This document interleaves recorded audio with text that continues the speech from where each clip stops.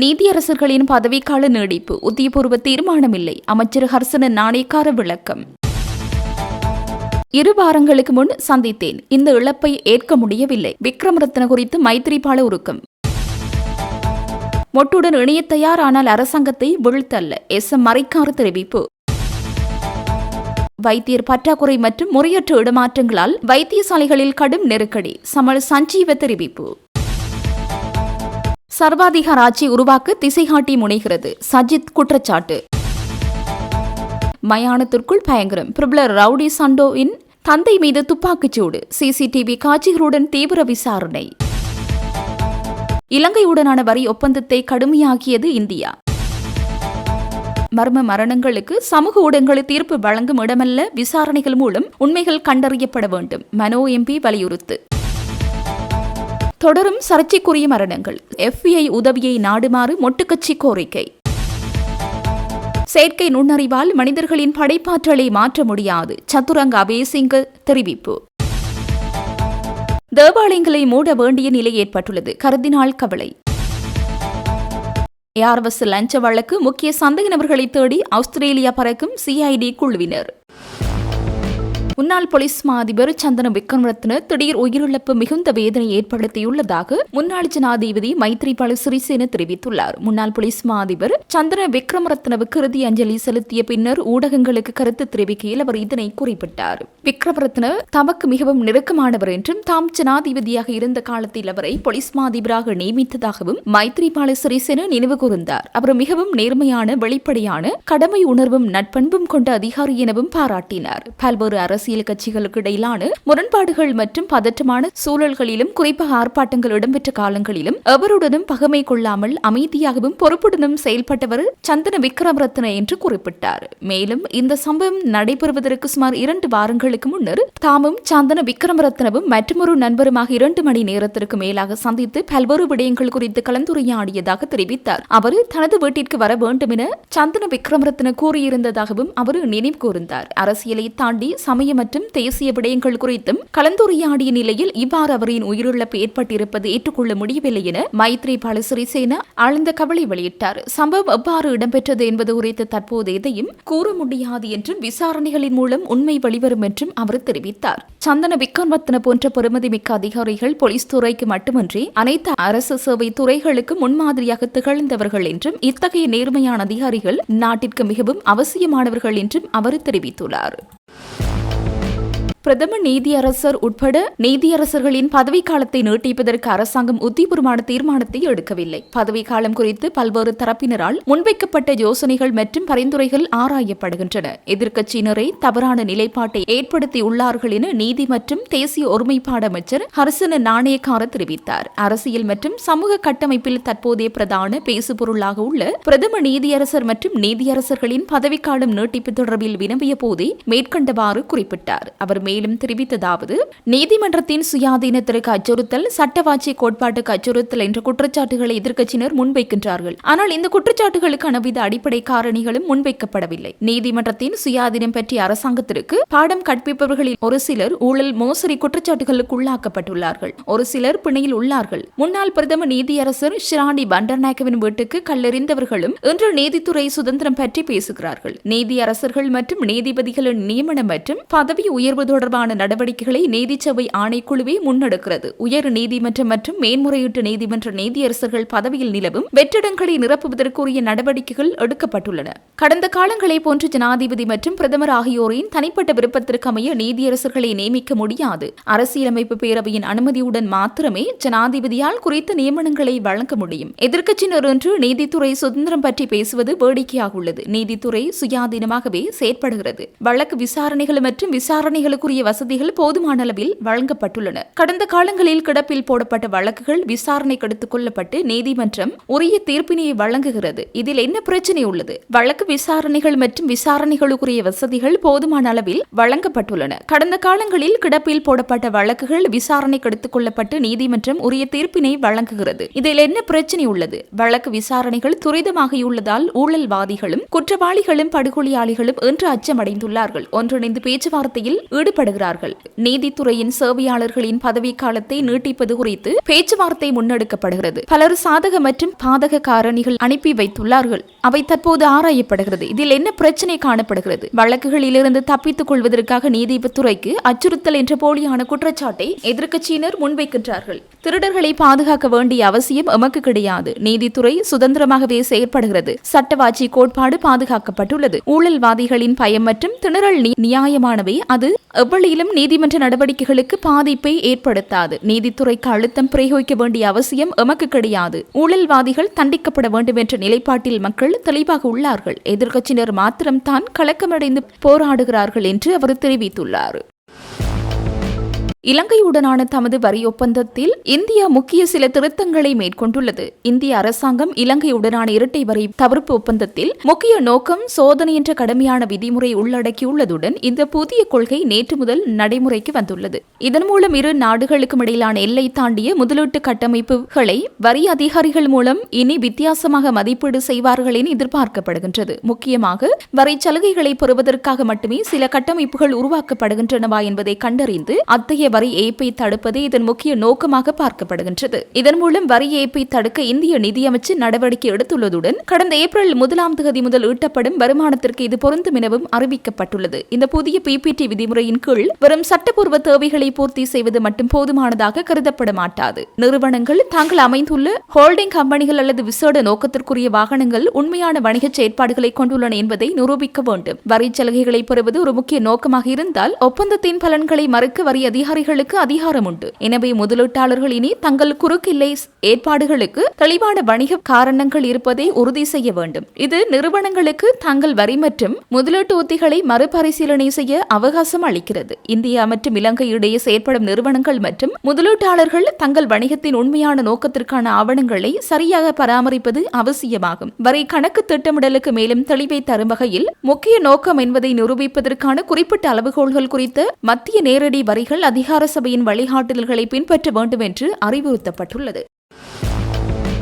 தற்போதைய அரசாங்கம் ஆட்சிக்கு வந்த பிறகு இடம்பெற்றுள்ள மர்ம மரணங்கள் தொடர்பில் முறையான விசாரணைகளை முன்னெடுப்பது பொருத்தமானதாக இருக்கும் என ஸ்ரீலங்கா பொதுஜன பெரமுனவின் முன்னாள் நாடாளுமன்ற உறுப்பினர் பிரேம்நாத் சி தொலவத்த வலியுறுத்தியுள்ளார். செய்தியாளர் சந்திப்பொன்றில் கலந்து கொண்டு அவர் இதனை குறிப்பிட்டார். 323 கொள்கலன் விவகாரம் தொடர்பில் முறைப்பாடுகளை தெரிவித்த டான் பிரசாத் மர்மமான முறையில் உயிரிழந்தார். யாபஸ் கொடுக்கல் வாங்கல் தொடர்பில் விசாரணைக்குட்படுத்தப்பட்ட முன்னாள் அதிகாரியும் மரணித்தார். 2.5 மில்லியன் அமெரிக்க டாலர் தொடர்பான விவகாரத்தில் நிஷாந்த ராஜபக்ச என்ற திரைசேரி அதிகாரி உயிரிழந்தமை தொடர்பில் பலத்த சந்தேகங்கள் நிலவுகின்றன. தற்போது முன்னாள் காவல்துறை அதிபர் உயிரை மாய்த்துக் கொண்டதாக கூறப்படுகிறது. இதில் எதுவுமே புரியாமல் உள்ளது என குறிப்பிட்டார். இவற்றை உயிர்மாய்ப்பு சம்பவங்கள் என்று மறந்துவிட முடியாது என குறிப்பிட்டவர் இவற்றில் சந்தேகம் நிலவுவதாகவும் தெரிவித்தார். இத்தகைய சம்பவங்கள் தொடர்பில் உண்மையை வெளிக்கொணர உள்நாட்டு விசாரணைகளை முன்னெடுக்க அரசாங்கத்திற்கு திறனோ அல்லது வலிமையோ இல்லையெனில் FBI போன்ற சர்வதேச விசாரணை அமைப்புகளின் உதவியை பெற்று விசாரணைகளை நடத்த வேண்டும் என்றும் அவர்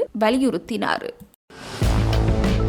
திசைகாட்டி அரசாங்கம் ஜனநாயகத்தை அழித்து சர்வாதிகார தனிக்கட்சி ஆட்சியை உருவாக்க முயற்சிப்பதாக எதிர்க்கட்சி தலைவர் சஜித் பிரேமதாஸ் குற்றம் சாட்டியுள்ளார். ஐக்கிய சட்டத்தரணிகள் சங்கத்தினால் நேற்று இலங்கை மன்ற கல்லூரி கேட்போர் கூடத்தில் ஜனநாயகம், சட்டத்தின் ஆட்சி மற்றும் நீதித்துறையின் சுதந்திரத்தை பாதுகாப்போம் எனும் துணைப்பொருளில் ஏற்பாடு செய்த பொதுமக்கள் கருத்தாடல் அமர்வில் கலந்து கொண்டு உரையாற்றும் போதே அவர் இதனை குறிப்பிட்டுள்ளார். நீதித்துறை தொடர்பாக சர்வதேச ரீதியில் கட்டி எழுப்பப்பட்ட பல உடன்படிக்கைகளும் இணக்கப்பாடுகளும் காணப்படுகின்றன. மெசபடோமியா, எகிப்து, கிரேக்கம் மற்றும் ரோமனிய ஜுகங்கள் முதல் மாக்னா கார்ட்டா வரை மத்திய கால இங்கிலாந்தின் பொதுச்சட்ட உருவாக்கம், 1787 அமெரிக்க அரசியலமைப்பு, 1948 மனித உரிமைகள் பிரகடனம், 1966 சிவில் மற்றும் அரசியல் உரிமைகள் சாசனம் மற்றும் 1985 நீதித்துறை சுதந்திரம் தொடர்பான அடிப்படை விழுமியங்கள் போன்ற பல முற்போக்கான சட்டப்படிகள் வரலாற்றில் எடுக்கப்பட்டுள்ளன. சட்டமன்றம், நிறைவேற்றுத்துறை மற்றும் நீதித்துறை ஆகியவற்றுக்கிடையிலான அதிகார பரவலாக்கம் மற்றும் இவ்வதிகாரங்களுக்கு இடையிலான தடைகள் மற்றும் சமன்பாடுகள் மூலமே ஜனநாயகம் பலம் பெறுகின்றது. இந்த ஜனநாயக கட்டமைப்பின் மூலமே அரசு நிர்வாகம் முன்னெடுக்கப்படுகின்றன என்று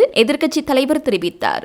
நீதித்துறை எவ்வளவு சுதந்திரமாக இருக்கிறதோ அந்த அளவுக்கு ஜனநாயகம் வலுப்பெறும். சர்வதேச கொள்கை கோட்பாடுகள் நமது நாட்டில் நிறைவேற்றப்பட்டுள்ளன. சிலருக்கு இந்த சர்வதேச கோட்பாடுகள், கொள்கைகள் மற்றும் இணக்கப்பாடுகள் எதிர்க்கட்சியில் இருக்கும் போது நினைவுக்கு வந்தாலும் ஆட்சி அதிகாரம் கிடைத்த பின்னர் அந்த அதிகார மையங்களை உறுதிப்படுத்தும் போது மறந்து விடுகின்றனர். இன்று வரை உயர் நீதிமன்றங்களில் பல நீதியரசர்களை நியமிக்க முடியும் முடியும் என்று இருந்த போதிலும் அந்த நியமனங்களை செய்யாமல் இருக்கின்றனர். நீதியரசர்களை நியமிக்காதிருப்பதே அடிப்படை உரிமைகள் மீறலாகவும் நீதித்துறைக்கு செய்யப்படும் முறையற்ற அழுத்தமாகவும் காணப்படுகின்றன என்றும் அவர் தெரிவித்தார்.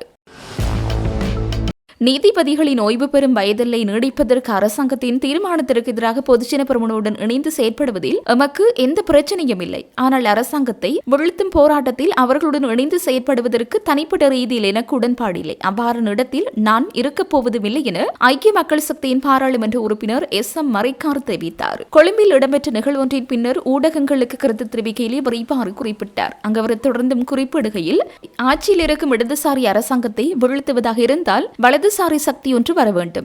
அதற்காக வலதுசாரிகளை ஒன்றிணைப்பதே எமது நோக்கமே தவிர எமது அரசியல் அடையாளங்களில் மாற்றத்தை ஏற்படுத்தும் எண்ணம் எங்களுக்கு இல்லை. என்றாலும் அரசாங்கத்தின் பிழையான நடவடிக்கைகளின் போது அந்த நடவடிக்கைகளுக்கு எதிராக அனைவரும் ஒன்றாக இணைந்து செயற்பட முடியும். இதன்போது எமது அரசியல் கொள்கைகளுக்கு மாற்றாக செயற்படும் எந்த எண்ணமும் எமக்கு இல்லை. அரசாங்கம் மேற்கொள்ளும் பிழையான நடவடிக்கைகளில் நிர்வாக ரீதியான நடவடிக்கைகளில் நாமல் ராஜபக்சவுடன் இணைந்து தீர்மானங்களை எடுக்க முடியும். குறிப்பாக நீதிபதிகளின் ஓய்வு பெறும் வயதில்லை நீட்டிப்பதற்கு அரசாங்கத்தின் தீர்மானத்திற்கு எதிராக பொதுஜன பெரமுனோடு இணைந்து செயற்படுவதில் எமக்கு எந்த பிரச்சனையும் இல்லை. அதனால் நாங்கள் அவருக்கு எதிராக இதற்கு முன்னர் தெரிவித்து வந்த குற்றச்சாட்டுகள் இன்றைக்கும் செல்லுபடியாகும். அரசியல் ரீதியாக அவர்களுடைய அரசியலை மேற்கொள்ள வேண்டும். நாங்கள் எமது அரசியலை மேற்கொள்ள வேண்டும். அரசாங்கத்தை வீழ்த்துவதற்காக அனைவரும் ஒன்றிணைந்து செயற்பட வேண்டும் என்ற விடயத்தில் தனிப்பட்ட ரீதியில் நான் அதற்கு விருப்பம் இல்லை. அவ்வாறு இடத்தில் எனக்கு இருக்கவும் முடியாது என்று தெரிவித்தார். இலங்கையில் அண்மையில் நிகழ்ந்த மர்ம மரணங்களுக்கு சமூக ஊடகங்கள் தீர்ப்பு வழங்கும் இடமல்ல. போலீஸ் மற்றும் குற்றப்புலனாய்வு திணைக்கள விசாரணைகள் மூலமே உண்மைகள் கண்டறியப்பட வேண்டும் என தமிழ் முற்போக்கு கூட்டணியின் தலைவரும் பாராளுமன்ற உறுப்பினருமான மனோ கணேசன் வலியுறுத்தியுள்ளார். கொழும்பில் நேற்று நடைபெற்ற ஊடகவியலாளர் சந்திப்பில் கலந்து கொண்டு கருத்து தெரிவிக்கும் போது அவர் மேற்கண்டவாறு தெரிவித்துள்ளார். அங்கு அவர் மேலும் தெரிவிக்கையில், தற்போது நாட்டில் அடுத்தடுத்து இடம்பெற்று வரும் மரணங்கள் பெரும் சர்ச்சையும் சந்தேகத்தையும் தோற்றுவித்துள்ளன. கபில சந்திரசேனவின் மரணம், அதனைத் தொடர்ந்து ரங்க நிஷாந்த ராஜபக்சவின் மரணம் மற்றும் முன்னாள் போலீஸ் அதிபரின் மரணம் என இந்த அனைத்து மரணங்களுமே சந்தேகத்திற்குரியவையாகவே காணப்படுகின்றன. இந்த விவகாரங்கள் தொடர்பில் உண்மை என்ன என்பதை கண்டறிந்து நாட்டு மக்களுக்கு கூற வேண்டிய பொறுப்பு அரசாங்கத்திற்குள்ளது. இவ்வாறான விபரீதங்கள் நிகழும் போது சமூக ஊடகங்களை பயன்படுத்தி உண்மைகளை மறைக்கவோ அல்லது திசை திருப்பவோ அரசாங்கம் முயற்சிக்க கூடாது. இதற்கான சரியான வழிமுறைகளை உருவாக்கி போலீசாரின் முறையான விசாரணைகள் மற்றும் குற்றப்புலனாய்வு திணைக்களத்தின் விசாரணைகளை முன்னெடுத்து சட்டமா அதிபர் திணைக்களத்தின் ஊடாக குற்றப்பத்திரிகை தாக்கல் செய்யப்பட்டு இறுதியாக நீதிமன்றத்தின் மூலமே இதற்கான தீர்ப்பும் நீதியும் பெற்றுக் கொள்ளப்பட வேண்டும். சமூக ஊடகங்கள் தீர்ப்பு வழங்கும் இடமல்ல. அதேபோன்று தற்போதைய ஆளும் கட்சியின் முக்கிய உறுப்பினராகவும் ஒரு காலத்தில் ஜனாதிபதி வேட்பாளராகவும் இருந்த நந்தன குணதிலக்கவின் மரணமும் சந்தேகத்தை ஏற்படுத்தியுள்ளது. இது இயற்கையான மரணம் அல்லது கொலையா என்பது கூட தெரியாத அளவுக்கு பேசப்படுகிறது. எங்களை பொறுத்தவரை மரணம் என்பது இயற்கையானது. நாமும் ஒரு நாள் இறக்கத்தான் போகிறோம். அதில் எந்த பிரச்சனையும் இல்லை. ஆனால் இந்த அரசாங்கம் ஆட்சிக்கு வந்த பின்னர் கபில, ரங்க, விக்ரமரத்ன, நந்தன என அடுத்தடுத்து நிகழும் இந்த மரணங்கள் தொடர்பில் நிலவும் மக்கள் சந்தேகத்தை தீர்க்க வேண்டிய பொறுப்பு அரசாங்கத்திற்குண்டு. இதனை மூடி மறைக்காமல் சமூக ஊடக படைகளை பயன்படுத்தி உண்மைகளை மறைக்காமல் சட்டம் அனைவருக்கும் பொதுவானது என்பதை அரசாங்கம் நிரூபித்து காட்ட வேண்டும். இவ்விடயத்தில் ஆளும் கட்சி எதிர்க்கட்சி என்று பிரித்து பேச தேவையில்லை. மக்களாட்சியில் மக்கள் ஆணையை பெற்று நாட்டை ஆட்சி செய்யும் பொறுப்பு அரசாங்கத்திற்குள்ளது. எனவே அரசாங்கத்தின் கடமை அவர்கள் சரியாக செய்ய வேண்டும். இந்த மரணங்கள் மற்றும் போலீஸ் அதிபர் தரப்புடன் தொடர்புடைய விடயங்களின் பின்னணியில் ஏதேனும் சதித்திட்டங்கள் இருக்கின்றனவா என்பது குறித்து எங்களால் உடனடியாக எதுவும் கூற முடியாது. ஆனால் ரங்க நிஷாந்த ராஜபக்சவின் மரணத்தின் போது 2.5 மில்லியன் அமெரிக்க டாலர்கள் காணாமல் போனதாக பெரும் சர்ச்சை எழுந்தது. அது தற்கொலை என்று கூறப்பட்டாலும் அதுவே மரணத்தின் மீதான சந்தேகத்தை பலப்படுத்துகிறது. நாட்டின் சட்டத்திற்கு புறம்பான செயல்கள் நடக்கும் போது இதற்கு எதிராக முதன்மையாக செயற்பட வேண்டியது அரசாங்கத்தின் போலீசாராகும். ஆனால் இன்று போலீஸ் அதிபர் குறித்தும் பல்வேறு கதைகள் பேசப்படுகின்றன. குற்றப்புலனாய்வு திணைக்களம் மற்றும் போலீஸ் விசாரணைகளின் மூலமே உண்மை கண்டறியப்பட்டு நீதிமன்றத்தின் மூலம் நீதி நிலைநாட்டப்பட வேண்டும் என்றார். நாட்டில் நிலவி வரும் கடுமையான வைத்தியர் பற்றாக்குறை மற்றும் வைத்தியர்களுக்கான வருடாந்த இடமாற்றங்கள் முறையாக நடைமுறைப்படுத்தப்படாமை காரணமாக ஒட்டுமொத்த வைத்தியசாலை கட்டமைப்பிலும் பல நெருக்கடிகள் எழுந்துள்ளதாக வைத்தியர் சமல் சஞ்சீவ தெரிவித்துள்ளார். நேற்று ஊடகங்களுக்கு கருத்து தெரிவிக்கும் போது அவர் இந்த விடயத்தை குறிப்பிட்டுள்ளார். அவர் மேலும் தெரிவிக்கையில், வைத்தியர்களின் வருடாந்த இடமாற்றங்களை சுகாதார அமைச்சு விரைவாக நடைமுறைப்படுத்தும் என்று கூறப்படும் கருத்துகளும் வெளியிடப்படும் அறிக்கைகளும் வெறும் வாய் வார்த்தைகளாகவே காணப்படுகின்றன. இதன் காரணமாக நாடு முழுவதிலும் உள்ள பல வைத்தியசாலைகளில் இன்று பாரிய நெருக்கடி நிலைமை ஏற்பட்டுள்ளது. குறிப்பாக கண்டி, காலி, மாத்தறை, மொனராகலை, அம்பாந்தோட்டை, மட்டக்களப்பு, யாழ்ப்பாணம் மற்றும் திருகோணமலை உள்ளிட்ட பிரதான மாவட்டங்களில் உள்ள வைத்தியசாலைகளில் இந்த இடமாற்றங்கள் முறையாக இடம்பெறவில்லை. இதனால் வைத்தியசாலை சேவைகளை எவ்வித தடையுமின்றி முன்னெடுத்துச் செல்வதற்கு தேவையான போதிய அளவு வைத்திய அதிகாரிகள் இல்லாத நிலை உருவாகியுள்ளது. இந்த நிர்வாக சீர்கேட்டினால் விசேட வைத்திய நிபுணர்களும் தற்போது கடும் சிரமங்களுக்குள்ளாகியிருக்கின்றனர். எனவே சுகாதார அமைச்சு இந்த விடயத்தில் உடனடியாக தலையிட்டு முறையான இடமாற்ற கொள்கையை அமல்படுத்துவதன் மூலம் பொதுமக்களுக்கான சுகாதார சேவைகள் பாதிக்கப்படுவதை தடுக்க வேண்டும் என்று தெரிவித்துள்ளார். தெஹிவளை பொது மயானத்திற்குள் நேற்று புகுந்த மர்ம நபர்கள் நடத்திய துப்பாக்கிச் சூட்டில் பிரபல ஒழுங்கமைக்கப்பட்ட குற்றவாளியான சண்டோ என்பவரின் தந்தை படுகாயமடைந்து அவசர சிகிச்சை பிரிவில் அனுமதிக்கப்பட்டுள்ளார். தெஹிவளை ஓபன் சைட் மீனவர் குடியிருப்பில் வசிக்கும் சண்டோவின் தந்தை நேற்று பிற்பகல் தெஹிவளை கல்கிச நிசிலசெவன பொது மயானத்தில் இருந்துள்ளார். அப்போது முகத்தை மூடிய தலைக்கவசம் அணிந்து ஸ்கூட்டர் ரக மோட்டார் சைக்கிளில் மயானத்திற்குள் நுழைந்த இருவர் திடீரென அவரை நோக்கி கண்மூடித்தனமாக துப்பாக்கியால் சுட்டுவிட்டு தப்பியோடினர். 9 மில்லிமீட்டர் ரக துப்பாக்கியால் நடத்தப்பட்ட இந்த தாக்குதலில் அவரது இடது கை மற்றும் நெஞ்சு பகுதியில் பலத்த குண்டு காயங்கள் ஏற்பட்டன. உடனடியாக மீட்கப்பட்டவர் கழுபோவில மருத்துவமனையின் அவசர சிகிச்சை பிரிவில் அனுமதிக்கப்பட்டு தீவிர சிகிச்சை பெற்று வருகிறார். தாக்குதலை நடத்திவிட்டு சந்தேக நபர்கள் மோட்டார் சைக்கிளில் தப்பிச் செல்லும் காட்சிகள் மயானத்தில் இருந்த சிசிடிவி கேமராவில் பதிவாகியுள்ளன. இக்காட்சிகளின் அடிப்படையில் கொலையாளிகளை பிடிக்க தெஹிவளை காவல்துறையினர் விசாரணைகளை முடுக்கிவிட்டுள்ளனர். குழு மோதலின் பின்னணியில் இச்சம்பவம் நடந்ததா என்ற கோணத்திலும் விசாரணை தீவிரமடைந்துள்ளது. மொட்டு கட்சியின் தேசிய அமைப்பாளர் நாமல் ராஜபக்ச மற்றும் மனைவி லிமணி ராஜபக்ச இருவரும் கடந்த வாரம் திடீர் வெளிநாட்டு பயணம் ஒன்று மேற்கொண்டிருந்ததாக தெரிய வந்துள்ளது. அவர்கள் இருவரும் கடந்த வார ஆரம்பத்தில் முதலாக மாலைதீவை சென்றடைந்துள்ளனர். அது சாதாரண ஒரு விஜயம் அல்ல. மாலைதீவின் முன்னாள் ஜனாதிபதி இப்ராஹிம் முகமது சோலிஹின் மகளின் திருமண விழாவில் கலந்து கொள்வதற்காகவே சென்றுள்ளனர். மாலைதீவில் அமைந்துள்ள மிக ஆடம்பரமான உல்லாச விடுதி ஒன்றில் நடைபெற்ற இந்த பிரமாண்டமான திருமண விழாவில் இலங்கையில் இருந்த விசேட விருந்தினர்கள் கலந்து கொள்ளும் வாய்ப்பு இவர்களுக்கு கிடைத்திருந்தது. ஆனாலும் இந்த விஜயம் அத்துடன் முடிவடையவில்லை. மாலைதீவு திருமண நிகழ்வு முடிந்தவுடன் நாமல் ராஜபக்ச அங்கிருந்து நேரடியாக சிங்கப்பூர் நோக்கி புறப்பட்டுச் சென்றுள்ளார். சிங்கப்பூரில் நடைபெற்ற உலகளாவிய பொருளாதார ஒத்துழைப்புக்கான கிழக்காசிய மாநாட்டில் உரையாற்றுவதற்காகவே அவர் அங்கு சென்றுள்ளார். ஒரு பாராளுமன்ற உறுப்பினராக அங்கு விசேட உரை ஒன்றையும் ஆற்றியுள்ளதாக தகவல்கள் தெரிவிக்கின்றன. செயற்கை நுண்ணறிவு போன்ற நவீன தொழில்நுட்பங்கள் உலகை ஆக்கிரமித்தாலும் மனிதர்களின் படைப்பாற்றல் தனித்துவமான திறன்களை அவற்றால் ஒருபோது மாற்றீடு செய்ய முடியாது என்று கைத்தொழில் மற்றும் தொழில் முயற்சியாண்மை அபிவிருத்தி அமைச்சர் சதுரங்க அபேசிங்க தெரிவித்துள்ளார். கைத்தொழில் அமைச்சு மற்றும் ஜெட் ஹோல்டிங் நிறுவனம் ஆகிய இணைந்து நடாத்திய NBQ4 சான்றிதழ் வழங்கும் விழாவில் கலந்து கொண்டு உரையாற்றும் போதே அவர் இதனை குறிப்பிட்டார். அங்கு அவர் மேலும் உரையாற்றுகையில் இலங்கையின் தொழில் முனைவோர் நாட்டின் சிறிய சந்தைக்குள் மாத்திரம் முடங்கி போய் போட்டியிடுவதில் எந்த பயனும் இல்லை. உலகளாவிய மதிப்பு சங்கிலியுடன் இணைந்து சர்வதேச சந்தையை குறிவைக்க வேண்டும். கொழும்பு பங்குச் சந்தையை வென்று தற்போது சர்வதேச அளவில் கால் பதித்துள்ள ஜெட் ஹோல்டிங்ஸ் நிறுவனம் சிறந்த உதாரணமாகும். இலங்கையில் இதுவரை காலமும் வழங்கப்பட்ட தொழில்முறை பயிற்சிகள் சந்தை தேவைக்கேற்ப அமையாததாலும் பின்தங்கிய பொருளாதார நிலை காரணமாகவும் இளைஞர்கள் இப்பயிற்சிகளில் ஆர்வம் காட்டவில்லை. அத்துடன் வறுமை காரணமாக பல இளைஞர்கள் நீண்டகால பயிற்சிகளில் ஈடுபட முடியாமல் குடும்பத்தை காப்பாற்ற உடனடியாக வேலைக்கு செல்ல வேண்டிய கட்டாயத்தில் உள்ளனர். எனவே இந்த குறைபாடுகளை நிவர்த்தி செய்யும் நோக்கில் புதிய கல்வி சீர்திருத்தங்கள் கொண்டுவரப்பட உள்ளது. இதன்படி 9ஆம் வகுப்பிலேயே மாணவர்கள் தமது திறமைகளுக்கு ஏற்ப 12 வெவ்வேறு கல்வி அல்லது தொழில்முறை பயிற்சி பாதைகளில் தமக்கு விருப்பமானதை தேர்ந்தெடுக்கும் வாய்ப்பு உருவாக்கப்படும். அத்துடன் இளைஞர்கள் தமது உறவுகளையும் தாய் நாட்டையும் பிரிந்து வெளிநாடுகளுக்கு செல்ல வேண்டிய கஷ்டமான நிலைமையை மாற்றி அவர்கள் உள்நாட்டிலேயே தங்கி வாழ்வதற்கான வலுவான பொருளாதாரத்தை தற்போதைய அரசாங்கம் கட்டி எழுப்புவதுடன் வீழ்ச்சி அடைந்திருந்த தேசிய கைவினை பேரவை மற்றும் வடிவமைப்பு மையங்களை தற்போதைய அரசாங்கம் மறுசீரமைத்து வருகின்றது. இதற்காக 2027ஆம் ஆண்டுக்கான வரவு செலவு திட்டத்தில் பெரும் நிதி ஒதுக்கீடு செய்யப்பட்டுள்ளது. மேலும் சான்றிதழ்களை பெற்ற மாணவர்கள் வரும் ஊழியர்களாக மாத்திரம் இருந்து விடாமல் சில வருடங்கள் அனுபவத்தை பெற்ற எதிர்காலத்தில் சொந்த தொழிலை தொடங்கி சிறந்த தொழில் முனைவோராக உருவாக்க வேண்டும். அடுத்த 20 ஆண்டுகளில் இலங்கை பாரிய பொருளாதார மாற்றத்தை சந்திப்பது உறுதி என்று தெரிவித்தார்.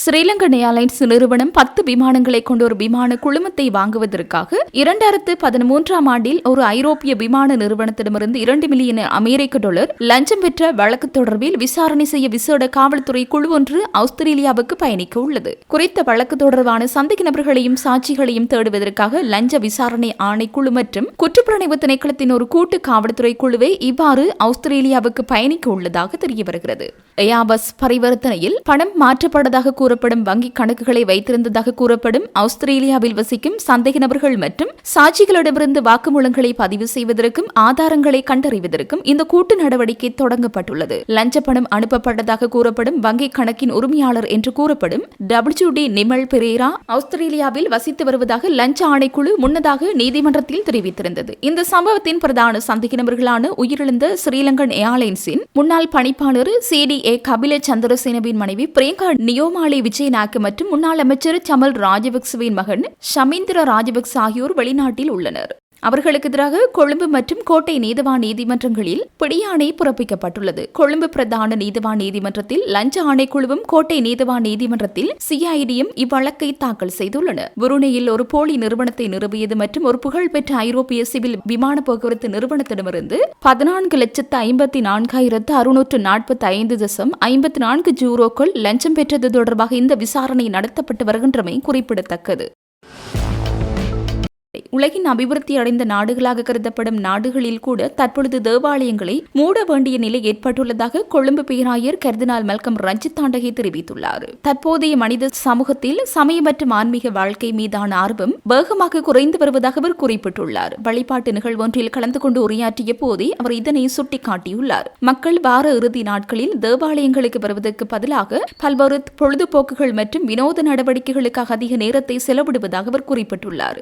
ஐரோப்பாவில் உள்ள பிரம்மாண்டமான பசிலிக்காக்கள் மற்றும் தேவாலயங்கள் என்று வெற்றிடங்களாக மாறியுள்ளன எனவும் அதற்கு பதிலாக விளையாட்டு மைதானங்களும் பொழுதுபோக்கு மையங்களும் மக்களால் நிரம்பியுள்ளன எனவும் அவர் தெரிவித்துள்ளார். இறைவன் மீதான நம்பிக்கை சிதைவடைந்துள்ளதால் மனிதன் தற்காலிக திருப்தியையும் பௌதீக வளங்களையும் சேகரிப்பதன் பின்னாலேயே ஓடிக்கொண்டிருக்கிறான் என்றும் அவர் மேலும் சுட்டிக்காட்டியுள்ளார். மனிதநேயத்தின் உன்னத குணங்களை மறந்து உடல் ரீதியான தேவைகளை மட்டுமே சிந்திக்கும் ஒரு சமூகம் உருவாகி வருவதாகவும் இவ்வாறானதொரு பின்னணியில் ஆன்மீக வாழ்க்கைக்கு மிக குறைந்த இடமே கிடைத்துள்ளதாகவும் அவர் குறிப்பிட்டுள்ளார்.